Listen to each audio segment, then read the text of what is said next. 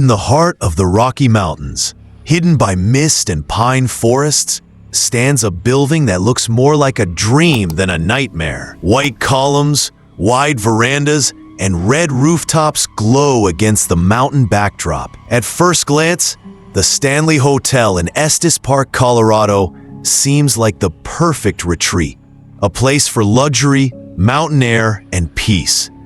But locals will tell you something different.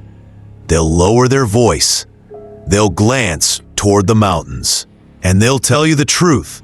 The Stanley Hotel is beautiful by day, but at night, it remembers. The story begins in 1909, when Freeland Oscar Stanley, the inventor of the Stanley steamer automobile, came to Colorado searching for more than just business. He was searching for life itself. Stanley had tuberculosis. His doctors told him he wouldn't last another year. But in the crisp mountain air of Estes Park, he recovered. His lungs cleared. His strength returned. To celebrate, he built a grand hotel here, one meant to rival the finest resorts of the East. Marble floors, crystal chandeliers, music drifting from the grand ballroom, a place where the wealthy elite could escape the chaos of the modern world. But what Stanley didn't know, or perhaps refused to believe, was that the land he built on already had a reputation. The Ute and Arapaho tribes once avoided this valley after dark. They believed the mountains carried whispers, and that spirits wandered freely through the mist. The wind through the canyons, they said, was not just wind, and when construction workers began clearing the land, some claimed to hear drums at night. Others said they saw figures on the ridges, watching, waiting, silent. The hotel opened in grand style. Politicians, businessmen, and artists gathered under the chandeliers. Music echoed from the ballroom. Laughter rolled across the hallways. But only a few years later, strange stories began to spread. A guest swore she heard piano music in the empty ballroom late at night. Another woke to the sight of a man standing at the foot of her bed, only to vanish when the light was turned on. The staff brushed it off. Old pipes, old wood, mountain air, they'd say, but the stories kept piling up. And then, in 1911, something happened that no one could dismiss. Room 217. A gas leak caused an explosion that tore through the room, nearly killing a chambermaid named Elizabeth Wilson. She survived, but locals say she never truly left. To this day, guests in room 217 report their belongings neatly folded, their suitcases unpacked, and a faint smell of burned gas lingering in the air. And if you're unmarried and you dare to share the bed in room 217, some guests say Elizabeth does not approve. The lights flicker, the doors rattle, and sometimes your sleep is interrupted by an icy force pulling the covers away. The Stanley Hotel has since been called one of the most haunted hotels in America. Its legend grew so large that it even inspired one of the most chilling novels ever written, Stephen King's The Shining. But the truth is far stranger than fiction. Because while King only stayed one night, thousands of guests have walked its hallways. Some checked out with stories of phantom children giggling in the halls. Others swore they heard a piano playing in an empty room, and some never checked out at all. The Stanley still books guests, even when the rooms are already full. Every town has its stories, but Estes Park's stories about the Stanley Hotel aren't whispered like gossip. They're spoken like warnings. Locals tell you not to wander the hallways after midnight, not to ride the elevator alone. And never, ever answer if you hear a knock on your door, followed by a child's laughter. For decades, chambermaids, bellhops, and front desk clerks passed down tales of things that simply couldn't be explained. One of the most famous stories surrounds the grand staircase, the one locals call the Vortex. Staff believe it acts like a supernatural funnel, a passageway for spirits moving in and out of our world. Guests who climb it at night report sudden dizziness, nausea, and, most disturbingly, the sense of unseen hands brushing across their arms. When photos are taken, faces sometimes appear in the background. Not reflections, not shadows, faces. And then there are the children. Some visitors claim to hear them running through the halls, giggling, whispering, tapping on doors. But the sound always vanishes when investigated. A few unlucky guests even swear they've seen them. Half-transparent figures darting just out of reach. Hotel records do confirm that several children died on the property over the years.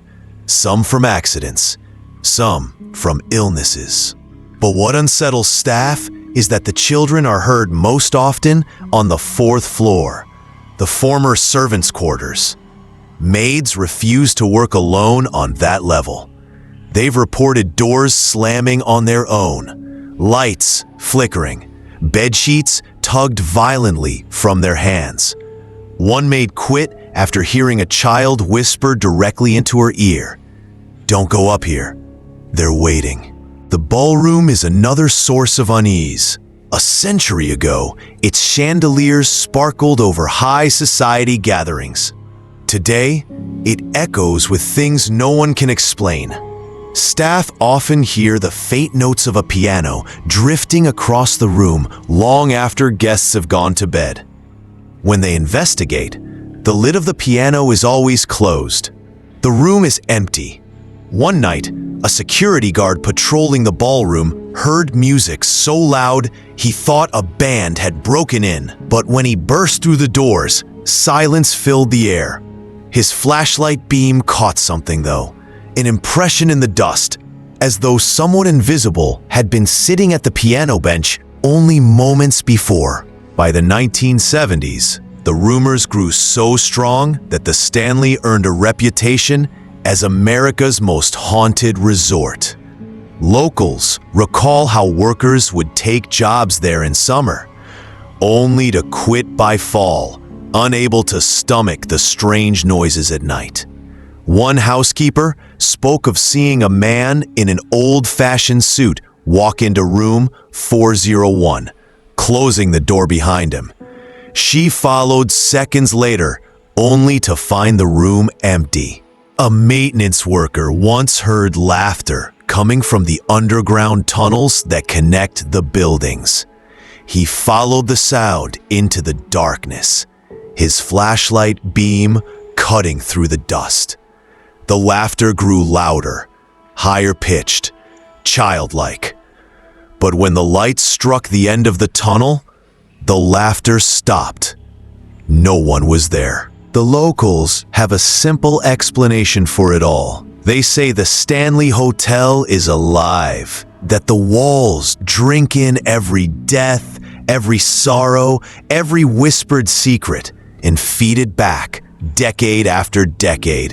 And the longer you stay, the more likely it is that the hotel will notice you. When guests check out, many leave written notes for the staff. Some describe hearing knocks on the walls, footsteps in their rooms, voices calling their names. Others beg for their experiences to be erased, confessing they can't sleep at night since leaving. One note, written in a shaky hand, was left behind in 1983. She sat at the foot of my bed all night. She never moved. She only watched. The Stanley is not just a hotel. It's a collector. And not everything it collects wants to leave. I remember the first time I stayed at the Stanley Hotel. I thought I was prepared for the stories. I thought I understood what haunted meant. But nothing could have prepared me for what followed. It started on the first night, in room 217. The room is grand. Antique furniture, polished wood, a fireplace that could warm the iciest Colorado night. But as soon as the door closed behind me, the air changed. Cold, heavy, electric, the kind of cold that seeps through your skin, as if the room itself is breathing. I sat on the bed and tried to ignore it, but then I heard it. A soft rustling, like someone moving through the curtains. I froze. I told myself it was the wind. Old hotels creak, windows rattle, but the window was closed. And then, a whisper. Not loud, not harsh, but clear. You shouldn't be here. I spun around. Nothing, just the dim glow of the lamp on the nightstand. Hours passed, or maybe minutes. Time became distorted. Then the bed shifted beneath me, as if invisible hands were adjusting the blankets. My heart raced. My mind screamed for reason, but the room had no logic. And then I saw her. A figure at the foot of the bed. Not blurry, not shadowy, solid, but faint. Elizabeth Wilson, or at least what remained of her. Pale, burned, watching. I froze. I couldn't move. I couldn't scream. And yet, I could feel her presence pressing in on me. A quiet, suffocating insistence. I ran from the room. Down the hallway. The lights flickered as if in warning. Every door I passed creaked open on its own. Footsteps echoed behind me, soft but deliberate. I tried the elevator. Alone. I pressed the lobby button. The elevator creaked, groaned, and stopped on the third floor. Not the first, not the floor I wanted. And then I saw it. A child, pale and translucent, standing at the edge of the elevator shaft. She giggled, softly, and vanished before I could blink. I stumbled into the ballroom, empty, silent, but the music played, soft, melancholic, and impossibly close. Notes lifted from the piano keys I could not see. I followed it, each step sinking into the cold marble floor. Then, the temperature dropped. A hand grazed my shoulder. I spun. Nothing. But the piano? It was closer now. Louder. Imperative. I tried to leave. The doors were locked. No matter how I turned the handle, the room held me. And that's when I realized I wasn't just a guest. I was part of the hotel's collection now. The shadows stretched across the walls, moving with intent. Voices whispered from the corners, calling names I hadn't yet shared. The piano stopped abruptly, leaving only a silence so thick it pressed against my ears. And in that silence, I felt it. A presence beside me, watching, judging, waiting. By the time I escaped room 217, dawn had broken. The sun's weak light did little to lift the weight of the night. I was shaken, exhausted, but alive. Still, the hotel had marked me. Even days later, I would hear whispers in empty rooms. Even weeks later, I would wake from dreams to see shadows standing at the foot of my bed. And some guests never wake at all. The Stanley Hotel doesn't care if you believe in ghosts.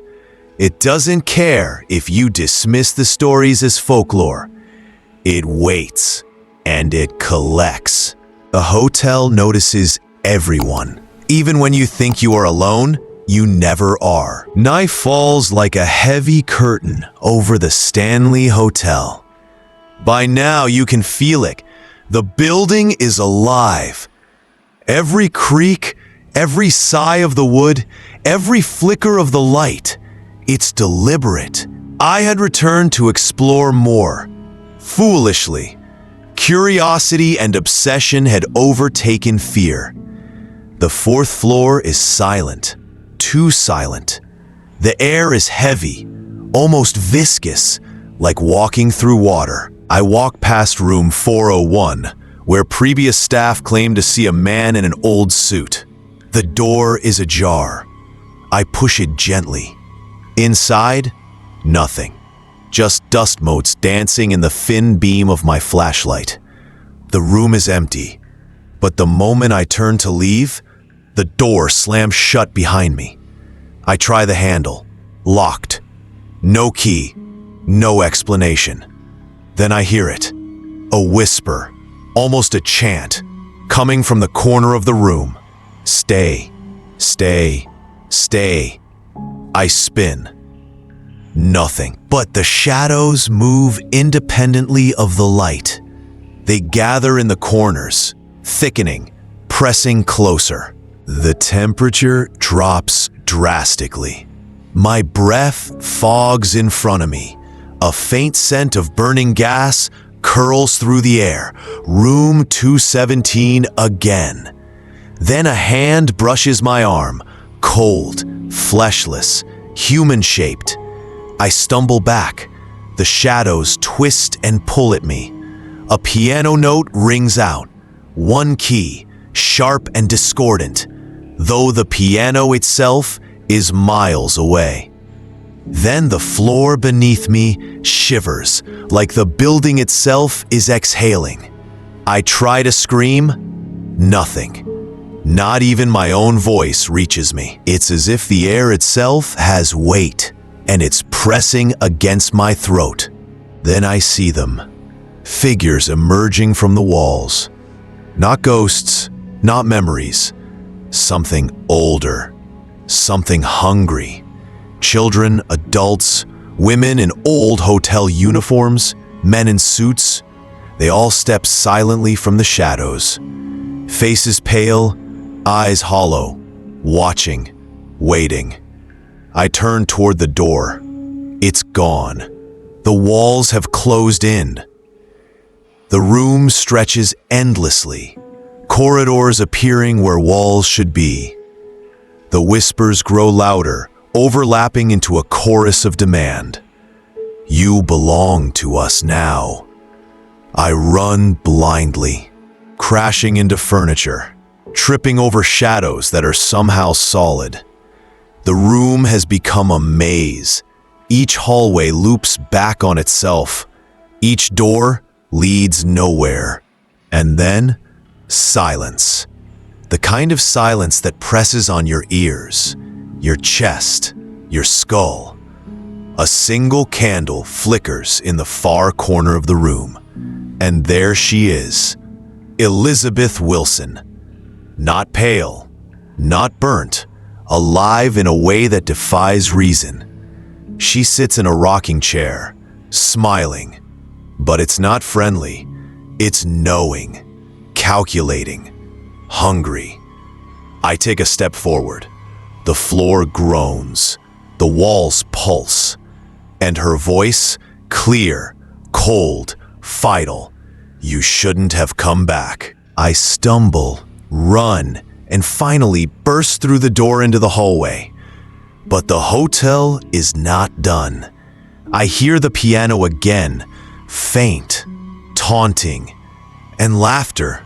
Children, adults, whispers merging into one eternal, unending sound. I reach the exit. The mountain air hits me, sharp, clean, real. I am outside, free, or so I think, because when I look back, the Stanley Hotel is quiet. Deceptively quiet. Its lights glow softly, as if nothing happened. But deep down, I know the truth. It waits, it collects, and it remembers. You can leave the Stanley Hotel, but the Stanley Hotel never leaves you. By morning, the town is calm. The streets bustle with tourists, joggers, and locals heading to work. But beneath the cheerful surface, a subtle tension lingers, because the Stanley Hotel never truly sleeps. Locals say the stories are real. Some will warn you about room 217, about the fourth floor, about the piano that plays itself. Some claim to see lights flicker behind windows at odd hours, or shadows moving where there should be none. And the hotel staff? They've learned to live with it. A room left open, a door closing on its own, a guest waking to whispers in the dark. They call it part of the job, but they know better. Visitors continue to arrive. Some stay only one night, others brave a weekend. A few, drawn by curiosity, return again and again. And every so often, guests leave with more than just memories. They leave with stories that cannot be explained. One guest, a writer from Denver, described her experience. It was as if the hotel had a memory of everyone who stayed here before me. It watched, it waited, and at night, I could feel it touching me.